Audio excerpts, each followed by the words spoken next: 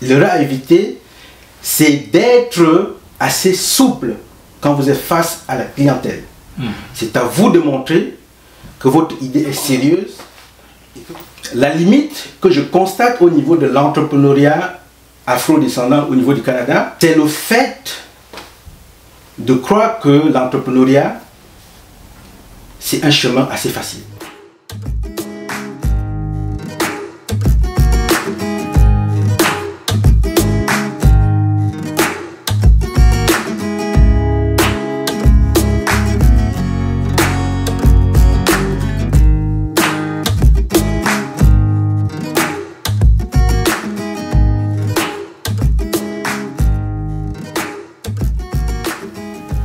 Polyvalent, compétent, inspirant, il s'appelle Ghislain Chouéa et ça fait juste 10 ans qu'il est au Canada.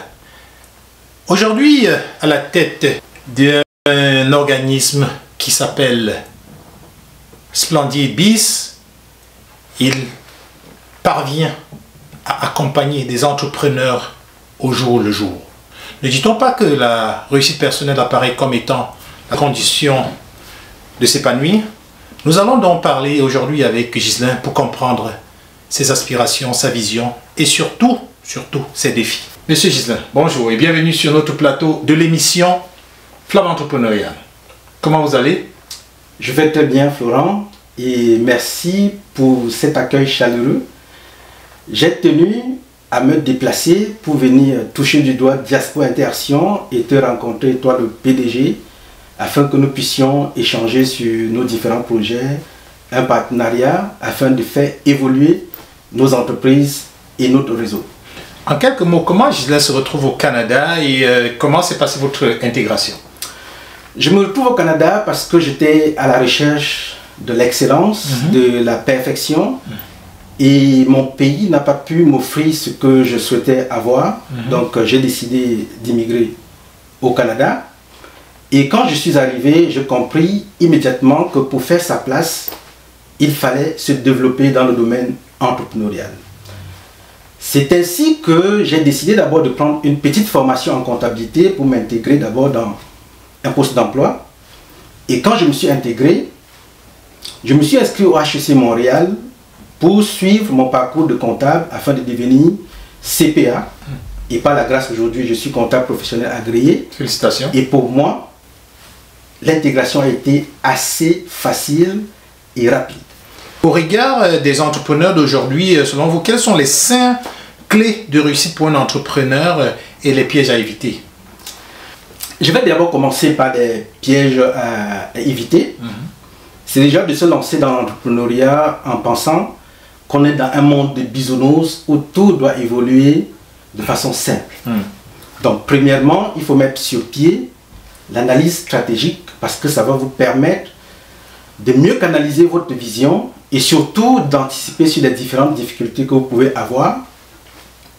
Aussi, un autre piège à éviter, c'est de croire que vos amis vont vous propulser. Et vous devez tout faire pour prouver que vous êtes capable d'évoluer et que votre idée est vendable. Et en plus, l'erreur à éviter, c'est d'être assez souple quand vous êtes face à la clientèle. C'est à vous de montrer que votre idée est sérieuse et que votre entreprise doit offrir les services et gagner les revenus qu'il faut.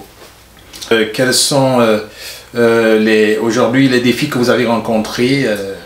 Déjà, en ce qui concerne les défis que j'ai eu à rencontrer, c'était d'être face aux personnes qui ne comprenaient pas la vision que j'étais en train de développer dans mon entreprise. Et à chaque fois que j'allais en contact d'un entrepreneur pour lui expliquer le projet, parfois, il ne m'écoutait pas. Super. Donc ça a été difficile et il fallait que j'insiste et que je puisse prouver que mon entreprise peut apporter quelque chose de plus. C'est le premier défi. Et le deuxième défi, comme pour chaque entrepreneur, c'était de trouver le prix juste que je devais facturer justement à toute ma clientèle. Et Dieu merci, j'ai pu développer cette capacité à pouvoir faire l'étude de marché que je recommande à tout entrepreneur. Et l'étude de marché m'a permis de comprendre le prix juste que je devais facturer à ma clientèle et aujourd'hui tout fonctionne très bien. Tout fonctionne très bien. Que pouvez-vous dire de l'entrepreneuriat black et féminin? Déjà, j'ai constaté qu'au niveau du Québec, justement, les dames sont assez impliquées dans l'entrepreneuriat, ce que j'encourage vivement. Deux noms. Et deux noms. Au niveau du nom, je connais juste les Black Woman Market d'abord, parce que dans ce projet, pour moi, Amina Sall, qui est celle-là qui porte le projet du Black Woman Market, un projet qui m'a beaucoup marqué parce que j'ai eu à assister aussi à quelques événements. Et je pense aussi avoir vu les projets Waraba, oui. Avec Jacqueline Sokpoli. Voilà. Donc, il y a un dernier nom, organisme, c'est les Femmes en Action, parce que j'ai eu à parler avec l'une des femmes qui fait partie de l'organisation. Et je pense que ces dames au niveau du Québec ont beaucoup d'énergie. Et comme j'ai dit, je les encourage vivement à continuer dans la même lancée. Et c'est appréciable de le voir. Mais cependant, la limite que je constate au niveau de l'entrepreneuriat afro-descendant au niveau du Canada, c'est le fait de croire que l'entrepreneuriat, c'est un chemin assez facile.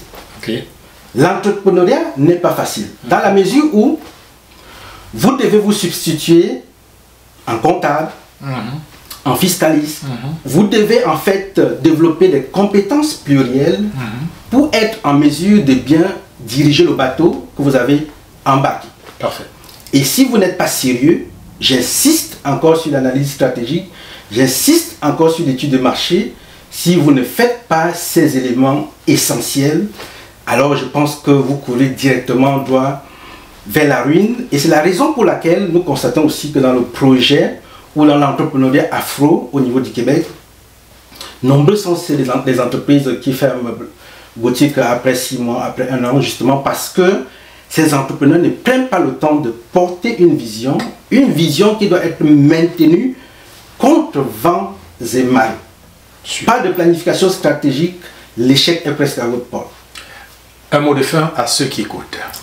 Donc, je suis assez ravi d'avoir fait le déplacement pour venir rencontrer Florent, le PDG de Diaspora Interaction. Et je vous encourage vivement à vous abonner déjà à sa chaîne YouTube et sur sa page Facebook parce que j'apprécie énormément ce qu'il fait. Et c'est en évoluant dans la collaboration comme nous sommes en train de faire que nous allons vraiment marquer de notre empreinte indélébile dans le milieu entrepreneurial au niveau du Québec. Et n'oubliez pas qu'avec mon cabinet conseil Startup Consulting, je suis là pour vous encadrer sur la création d'entreprise, le plan d'affaires, vous aider comment mettre sur pied une bonne planification stratégique pour que vous puissiez évoluer pas à pas, mais vers la bonne direction. Merci Florent de m'avoir invité, merci pour cette interview. Merci infiniment Ghislain et merci d'avoir illuminé certainement la lanterne de certaines personnes qui souhaitent se lancer aujourd'hui en entrepreneuriat. Alors chers web spectateurs, chers téléspectateurs, l'émission Flamme Entrepreneuriale a eu le privilège, je dirais plus l'honneur de recevoir aujourd'hui celui-là qui est parti tout simplement du blanc et aujourd'hui est rendu CPA, prêt à vous accompagner et qui nous a partagé ses belles expériences et surtout ses conseils. Prenez-les en note pour pouvoir réussir. En attendant notre prochain entrepreneur, nous vous souhaitons une excellente fin de journée et à très bientôt. Florent Tchatchoua pour Flamme Entrepreneuriale. Bye bye. Bye bye.